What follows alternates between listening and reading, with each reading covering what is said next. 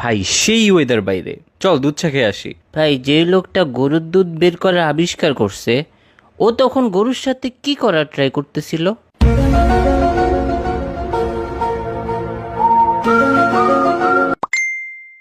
আবার আমার মাথা খাবি তুই? ভাই সবাই বের হ, মাসুদ মামার টঙে আয়।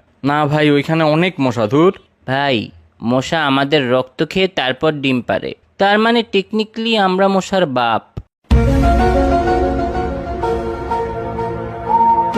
কি? আমি মশার বাপ? ভাই ওরে একটু থাপড়া কেউ। আচ্ছা দোস্ত, ধর আমি নিজেকে নিজে থাপ্পড় দিয়ে অনেক ব্যথা পাইলাম, তার মানে কি আমি অনেক স্ট্রং নাকি অনেক উইক? তুই ভাই যাই হস না কেন, অফ যা তো, ঘুমা গিয়া যা। ঘুমিয়ে স্বপ্ন দেখাটা মেনলি একটা ফ্রি মুভি দেখার মতো, যেটার অ্যাক্টর ডিরেক্টর সব আমি নিজেই। ভাই তোর মাথায় কি কোনো নর্মাল কথা আসে না কখনো? ওরে থেরাপিস্ট দেখাইতে হবে ভাই। ভাই ভেবে দেখছস, ব্রেন নিজের নামটা নিজেই ইনভেন্ট করছে, আবার নিজেই নিজেকে স্টাডি করে। মেবি আল্লাহ তোর ব্রেনটা বানানোর সময় একটু বেশি এফোর্ট দিয়ে দিছে ভাই। তোর না পরীক্ষা, পড়তে বস গিয়া, প্র্যাকটিস কর যা।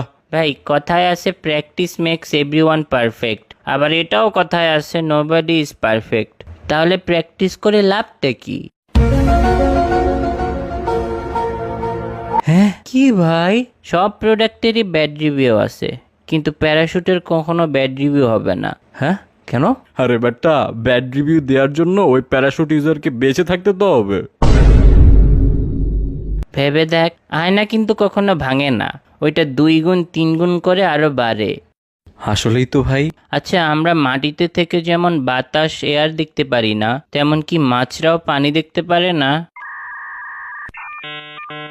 ভাই কিছু কিছু জিনিস না ভাবাই ভালো। আমরা ভাবি চশমা পরা মানুষটা স্মার্ট হয়, সব কিছুতে পাস করে, কিন্তু বাস্তবে ওরা আই টেস্ট ফেল করেই চশমাটা পাইছে।